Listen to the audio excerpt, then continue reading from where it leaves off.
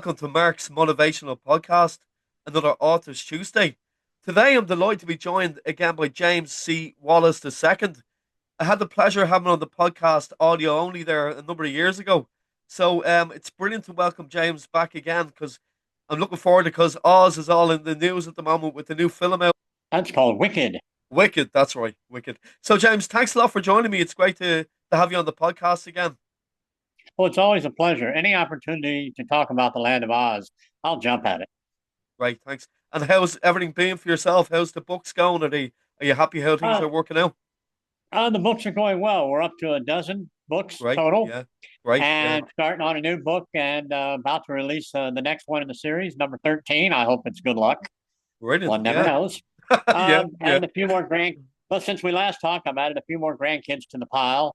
And yeah, yeah, yeah, yeah.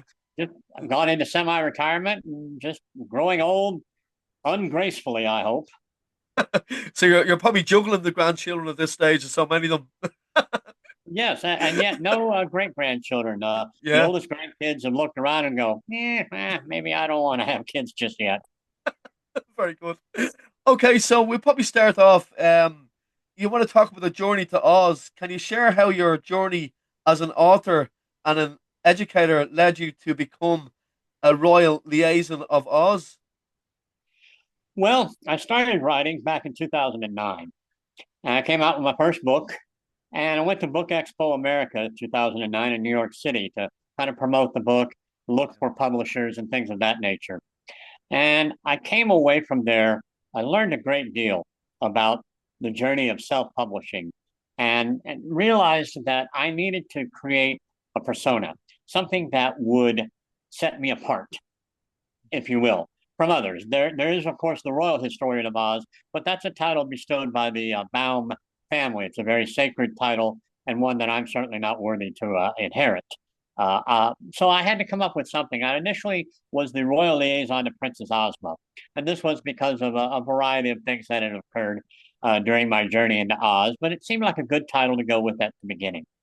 Once my wife joined me, I decided to upgrade and give myself a promotion to the Royal Liaison of Oz, and she became the Royal Liaison to Princess Ozma. And so it worked out very well. It's no one else uses that title, so it sets me apart and gives me an added bit of influence that I would otherwise not have. Great stuff. Yeah, that's brilliant.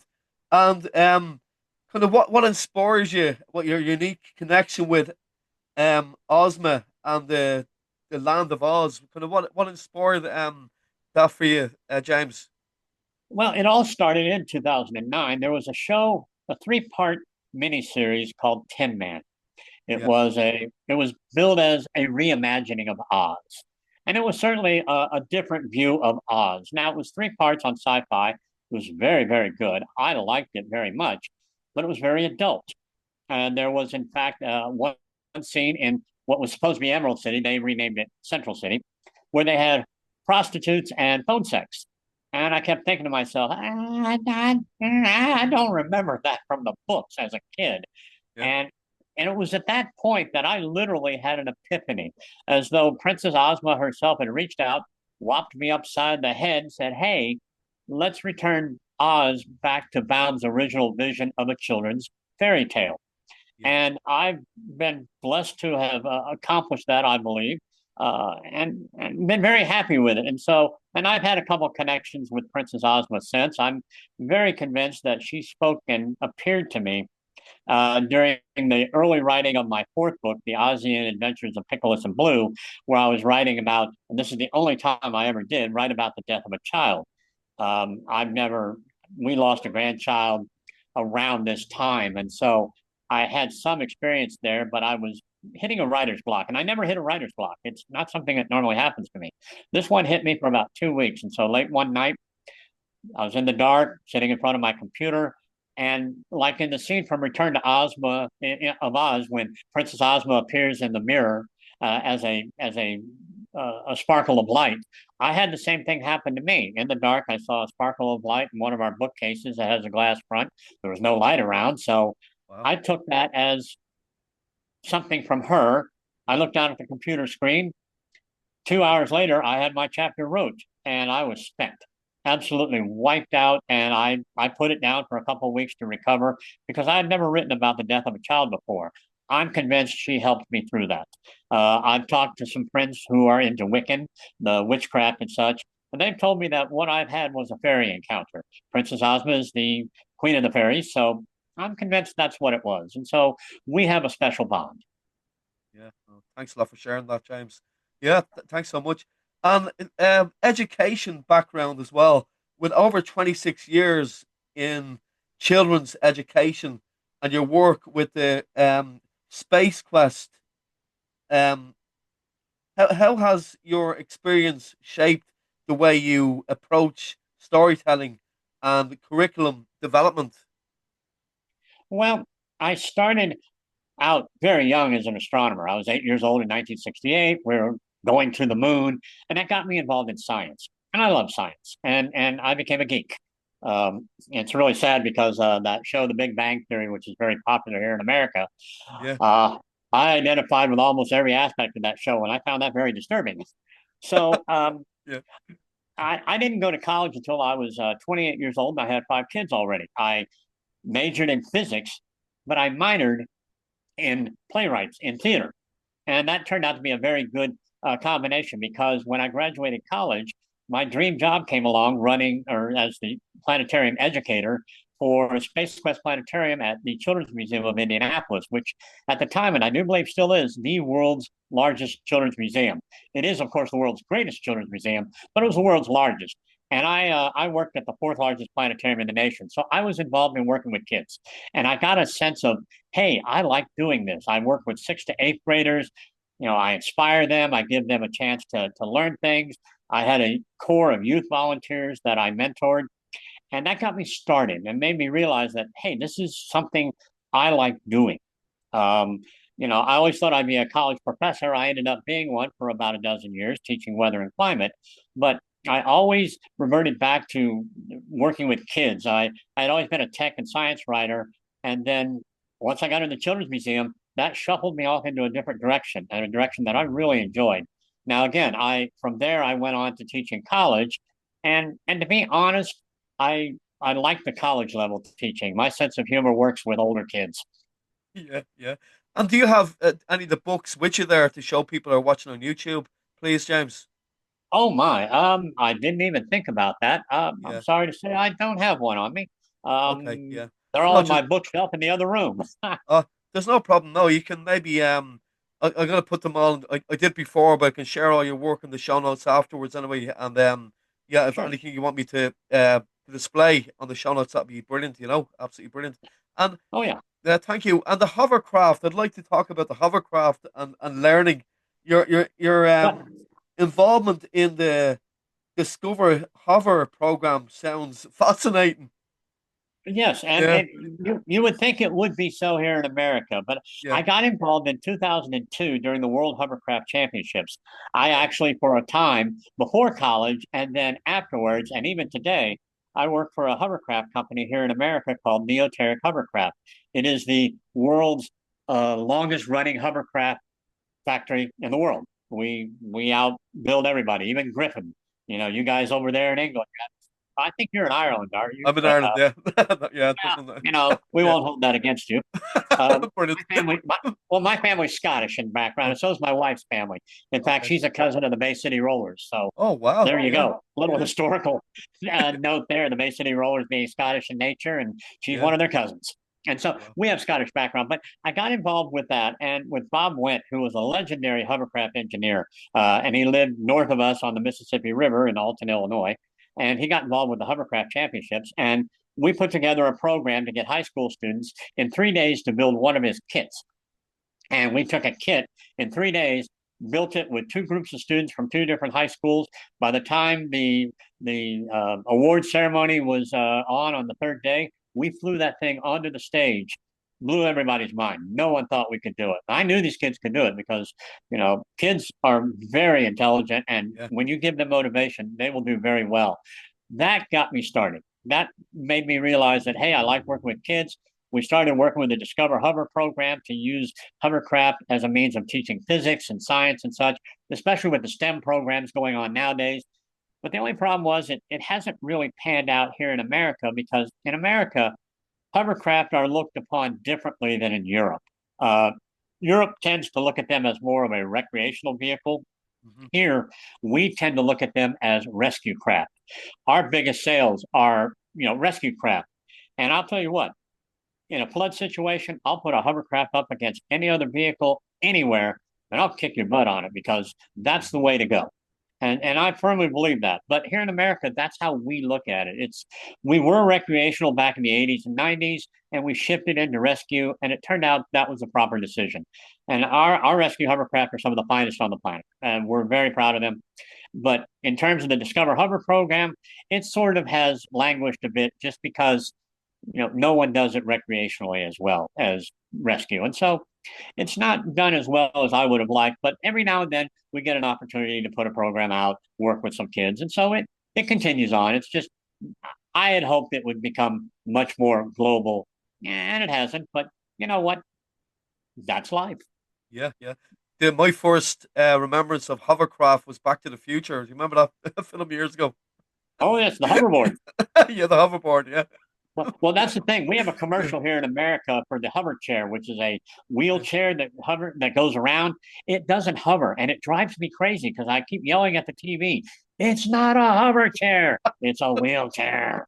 They just call it a hover round or something, and it just drives me crazy. Yeah, yeah. Brilliant. Yeah. Yeah, so that's great. So your books aim to return to the land of Oz, like you said earlier on. Elements of his work do you feel have been lost over the years, and how are you restoring them, James? Well, it goes back to that vision that I had of returning Baum's vision. Yeah, Lyman Frank Baum, his first name was Lyman. I can understand why he didn't want to use that. So he went with Frank Baum. yeah, And he, we, we just seeing the books, the Wicked books, for example, yeah. wonderful books. Amanda and I, appearing at various Oz festivals, have had the honor of working alongside Gregory Maguire on a number of festivals. And so we know him, and we've met him, and we've worked alongside him. He's been very supportive of our work because it is kid friendly. But his work, when we first read him, is very not kid friendly. It's There's a lot of adult themes, things I won't go into. And Okay. since I have 5 children and 19 grandkids, I realize that if Grandpa's going to write a book, my grandkids got to be able to read it. I'm not going to write the way that certain authors write. Yeah, And yeah. so I have a style that's very kid friendly. I work with kids. I'm clinically insane at times, and that works very well with children Yeah, because they grow up insane. At least ours do. And so we just kind of decided that's what we were going to do was return to that vision. And one of the really nice things was when Amanda and I, when she finally decided to write with me, because I started out as a solo writer, when she yeah. started to write with me, we wrote our first book together, The Emerald Slippers of Oz. And I was so proud of it that as I always do, I would give a copy to L. Frank Baum's great grandson, Roger Baum. Roger and his wife, Charlene Baum, as well as his brother, Robert Baum, and his wife, Clarice. You couldn't ask for finer people on this planet. They are some of the most wonderful people you could ever hope to meet. And he loves our vision of Oz because it is kid friendly. He compares it to his great grandfather's work. We don't write in his great grandfather's exact style, but again, we always promote love, joy, family, happiness, truth, honor, friendship, all the values that we want our kids and grandkids to grow up with. Yeah, yeah, And yeah. so that's why we chose to do that. Roger decided to write the introduction for our first book, Emerald Slippers of Oz. And to date, as I understand it, we are the only authors that he has ever done that for. So we consider that a great honor and a nice validation of our choice to go kid friendly. Great stuff. Congratulations. And Thank you. have have you thought of no, no, great. And how have you thought about ways of getting this into a movie, James? Have you thought of ways to kind of get this on the screens? Well, we've had a couple of people approach us over the years. They come, they go. It's a very fickle industry. Part of the issue is being kid friendly, kids don't really control the pocketbooks. You might think they do in a way at Christmas time and all, because it's always about presents for the children. But, the Wicked books and the Wicked plays are very successful because they cater to the adult sense of humor and the adult perspective. And it's the adults that spend the money. And Yeah, so yeah. we've not really had much success. And to be honest, it's not why I wrote. I No, mean, I like no. to tell people that my goal in life is to get filthy, stinking rich. And to date, I'm two-thirds of the way there. I'm filthy and I stink. If I could just figure out the rich part, I'd Yeah. have it made. You and me But both. again, Yeah. oh yeah. Well, adults control the pocketbooks, and our books, yeah, kids read them. And to be honest, a lot of people who love the movie The Wizard of Oz, the original 1930 ones, and it's not the original. There have been versions before that, but the 1939 MGM version of The Wizard of Oz with Judy Garland, we in every book we always toss a little tribute to that movie somewhere in there, and we find that people of all ages love our writing style because it's a very stream of thought, you know, uh, type of style. I don't edit my books in any way to take away from what I've written. I've had people edit my books and they take out a lot of the good stuff, and I'm like, No, don't no, like that. no. And so I find my style and Amanda's style works very well. And so, yeah, we've been approached a couple of times and it just hasn't worked out. And we're fine with that. Our books will live on after we're gone, whether it's in film or in print. Right. No, it's a great reason to have them there because Nia's a big lover of his books as well, like or the film The Wizard of Oz from as a kid. So I can hear you there, definitely. So well Oh, done yeah. for keeping that What, going. what you would think that The Wizard of Oz would be my favorite movie, but it's actually not. Oddly enough, and being from over in the UK, my favorite movie is Yellow Submarine. Okay. I Yeah. think that's the greatest movie ever made. The message of peace, love, and tolerance. I can't promote that enough. I think it's just wonderful. And even the Wizard of Oz movie is not my favorite Oz movie. I love Return to Oz, the 1980s version by Disney, even more because it's closer and more faithful to the books. And Yeah. that is Yeah. what's important to me. I find that the books present a wonderful vision of Oz, and some of the movies, especially the odder ones, they drift away from it. And that's part of why we're doing what we're doing. Yeah. No, that's great. Well done to you. Absolutely brilliant. Yeah. And the Untold story gone with the um Schwinn, isn't that right? Yes, it is. Schwinn. Yeah. Uh, the Almira Gulch story explores the life of one of the cinema's most iconic. And what was the most surprising or challenging aspect of writing Almira Gulch backstory? Which is Well, backstory? it's the title is Gone with the Schwinn. And Yeah, Schwinn is the name of a bicycle brand here in America. It's a very popular bicycle brand. And of course, the movie starts out with the old lady riding the bike, and it's a Schwinn. So yeah, we do yeah. Gone with the Schwinn, the Almira Gulch story. We actually have a Chihuahua we named Almira Gulch because she had a black streak running down her back, and that's kind of like the old lady. And Yeah. so what surprised us was how many options we have. We can say anything we want. We have a few clues about her life in terms of the movie. She owns half the county. What county it is in Kansas, we don't know. It's not important. But she owns half the county. How did she come to own half the county? Is she alone or did she have any siblings? There are two wicked witches in Oz. So this implies that if she became a wicked witch of the West and the wicked witch of the East was killed by a falling house, could that have been her sister? Yeah. We're exploring those options and looking at various things. So one of the great things about writing about her is, this we can literally write anything we want, Mm. and we don't pretend to be canon, following Baum's exact vision. In fact, even the famous 40, the Royal Historians of Oz who wrote, Eloise McGraw, Jack Snow, and all the others, Ruth Plumley Thompson, those royal historians who wrote after Baum, who took over for his family, it's their vision, not Mm. Baum's vision. Everything we do is based on his original vision. And oddly enough, that old lady ain't in his vision. It's not part of his work. So we're kind of drifting slightly to the movie with her story. And Okay. that's a new direction that we're exploring to see how that goes. Right. That sounds brilliant. I look forward to checking that out. Great stuff. Thank you. I Yeah. am too.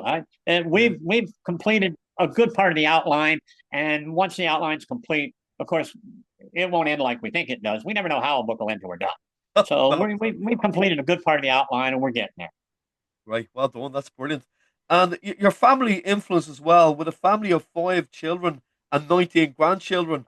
How has your family inspired or influenced your work, particularly your focus on creating content for children, James?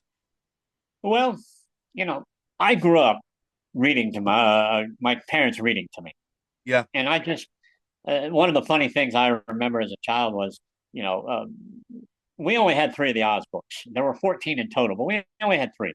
And Dad would read them and he'd make up these funny voices. Well, now you go forward about 15 years to when the movie The Empire Strikes Back, the Star Wars movie with Yoda, and I'm watching it for the first time, and the Gnome King's voice comes out of Yoda. I'm like, wait a minute, it's the voice of my dad, King, Yeah. out of the books. And I thought, well, now ain't that a hoot? What a connection that was.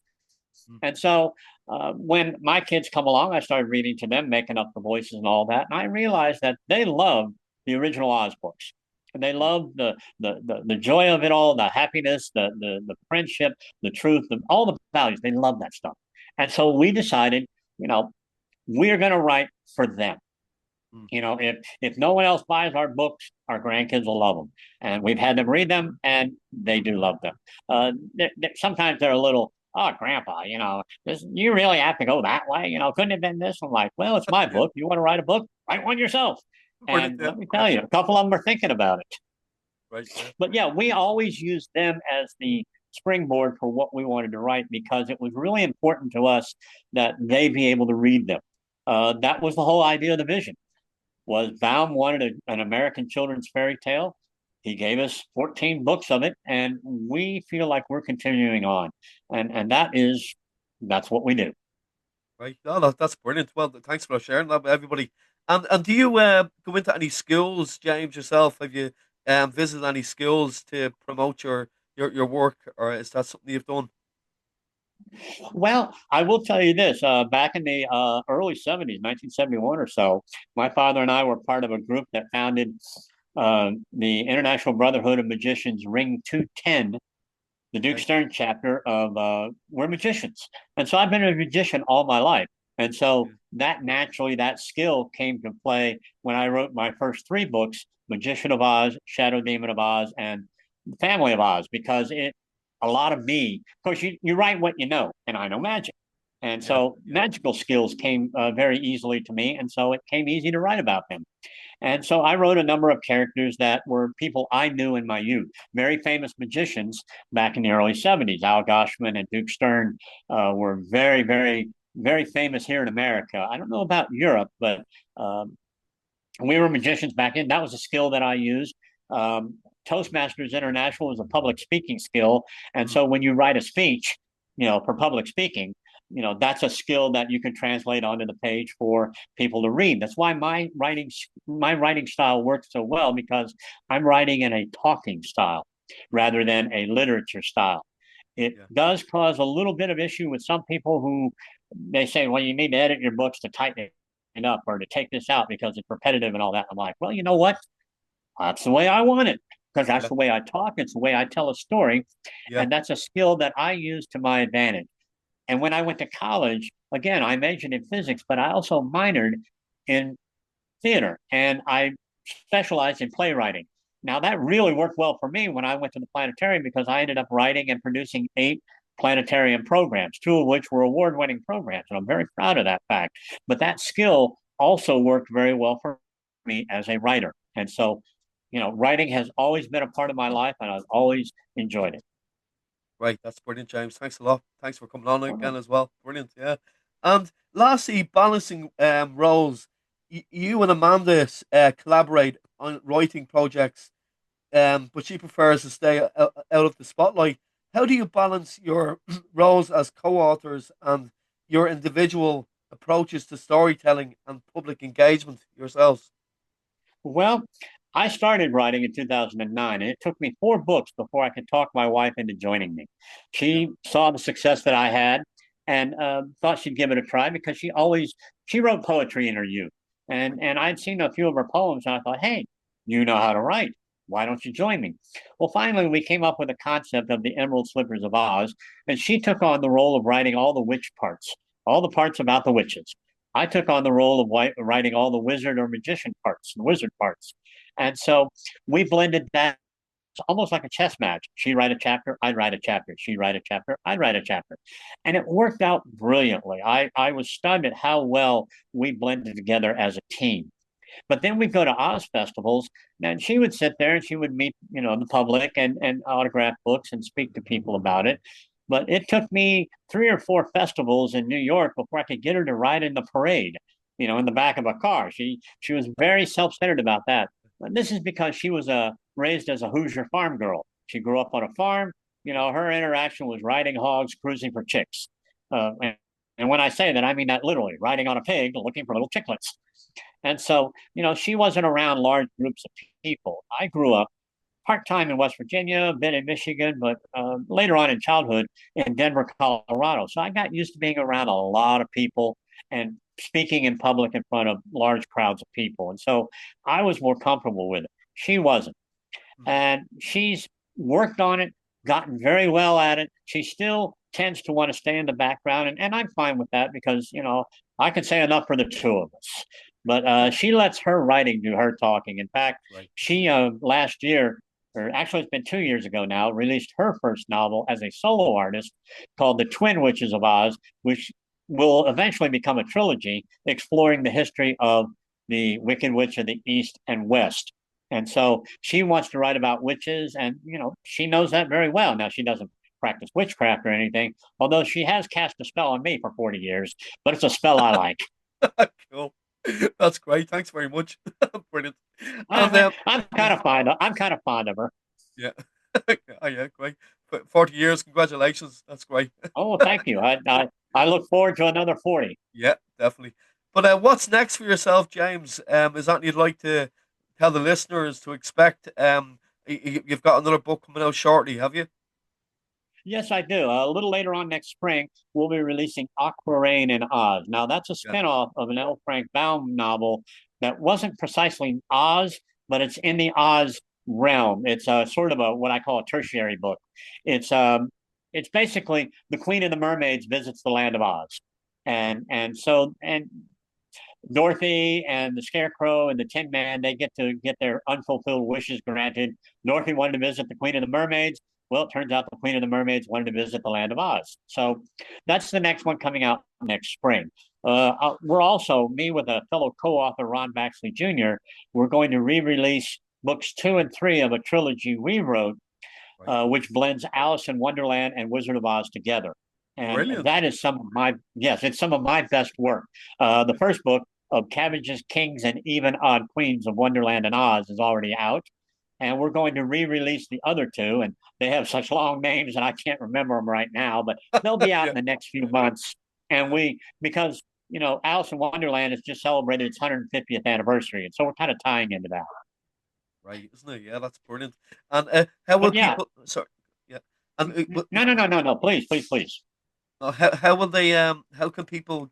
They're going to be available online. Have like on Kindle. What's the best place to get them? Get these Oh, books. our books are always available on Amazon.com. We Yeah. we Yeah. find that's a good platform. I mean, Yeah. like I said, you don't make a lot of money off of it, but it's readily accessible globally. Yeah, Amazon.uk. They're available on that, and they're available. They're available in Japan. I've had a couple of people in Yeah. Japan buy them. So we use that platform, and when I went to Book Expo America back in 2009, that was just starting to come about. And I've been proven right in my decision to stick with that. I think self-publishing was the way to go. Oz is you're really not going to get much, success publishing in the traditional brick and mortar type of publishing firm. Self-publishing was the way to go. And so we go on Amazon.com, and it's worked out very, very well for us. I'm very happy with the choices that we've made. Great stuff. Now, and the best of luck with everything you do going forward. Well, Um, thank you. yeah, that's great. And one other thing, I was going to ask you, what have you been? What are you most happy with, during your life as an author? What's one standout thing that you're most grateful for, with all your writing? Well, with the writing, and of course, in my youth, I was a tech writer. I wrote tech articles in astronomy and published and Yeah, things like that. yeah, If I had to put out of the dozen books that I've done so far, of course, my proudest moment is writing with my wife Amanda on our first book, The Emerald Slippers of Oz. I find that was very rewarding. But before that, there was a book called The Ozian Adventures of Pickles and Blue. And this book helped me emotionally because we had just lost a granddaughter to an accident. She was paralyzed in a car crash and died a couple years later. Shadow Demon of Oz, Family of Oz. I wrote about her. Her name is Heavenly, and Heavenly Angel Sky is her name. And when I was writing and promoting these books, I was introduced to a family in New York whose son was murdered through child abuse. And he was born in Chittenango, New York, the birthplace of L. Frank Baum. And a colleague of mine in the Oz industry, a fellow West Virginian, also with 5 kids, said, "Hey, you want to meet these people?" I met them. They turned out to be just gloriously wonderful people who were really fighting to change the law, which is something I'm doing here for seatbelts and car seats in automobiles. And I decided when I had to write about, um, I wrote about Nicholas Pickles and well, not Nicholas, well, yeah, Nicholas Pickles, pickle farmer who hates pickles, but I was writing about Aiden Blue, the caretaker of the Pinwheel Fields, and that was the name of the young boy who was murdered through child abuse. And I asked the family, "Can I write about him?" And they said, "Yeah, sure." And they loved what I did, and so I said, "I want to bring him into the land of Oz. I have to write about him, but I have to write about his death in order to do that. Is that okay?" They were very happy. They loved my writing style. They said, "You will do justice. Go ahead." They sent me some photos. They gave me some background. They gave me pretty much carte blanche to write what I wanted. This is where I had the fairy encounter that helped me to write about his death, which emotionally was the hardest thing I ever did, and I will never, ever, ever do it again. It's too difficult to do, but to be able to do it, to get it down on paper, and to get it out for people to understand, especially since he's redeemed in the land of Oz by the power of love, which is the most important power on earth. That's why I like Yellow Submarine so much because yeah, all you need is love. yeah, The Beatles were yeah, right. All you need is love. Love yeah, is all you need. And yeah. so when I write, The Ozian Adventures of Pickles and Blue is one of my proudest moments.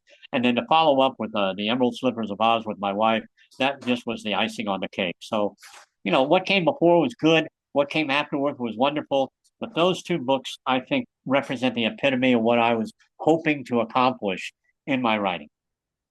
That's amazing, James. Thanks a lot for sharing that. Hats No, off thank to you. you. Well done. Well done from the bottom of my heart. Well done to you. Great stuff. And lastly, what have you found the best ways to promote your work, James? What ways have you found best way to kind of like to kind of sell your work or promote it for people that are Well, listening? I find a lot of our sales come from the Wizard of Oz festivals that we attend every year. We do about 3 to 5 a year, depending on just who's running one. Um, yeah. Amazon.com does very well. Facebook, of course, is the medium of choice for getting the word out. It turns out, as evil as it can be in certain respects, it's also very beneficial to getting the message out.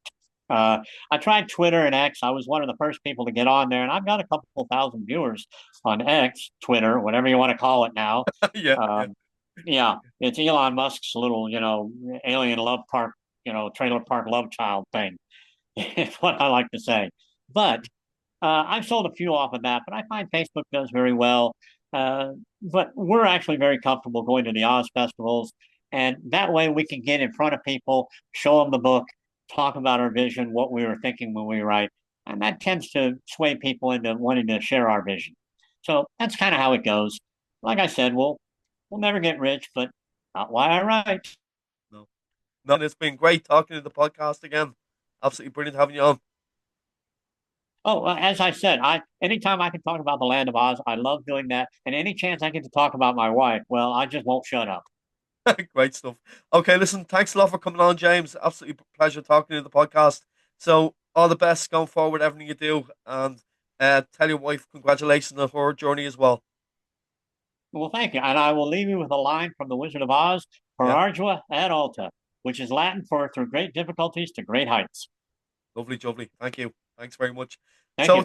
thanks Take everybody care. thank you. Thanks everybody for watching and listening on Spotify to Mark's motivational podcast with James C. Wallace II. Really enjoyed talking to James today. So make sure you check out all his books. I'm going to share on the podcast as well. So till next time, thanks again, James, and take care. Hello everyone, Mark here. Thank you for watching another episode of my Authors Tuesday podcast. I recently published a book of children's stories called The Adventures of Larry Lamppost and Friends. The book began life as bedtime stories I wrote for my own children. If you'd like to purchase my book, follow the link in the description box below. By buying my book, you are also supporting my podcast series for authors, which is giving a voice to writers in Ireland and across the world.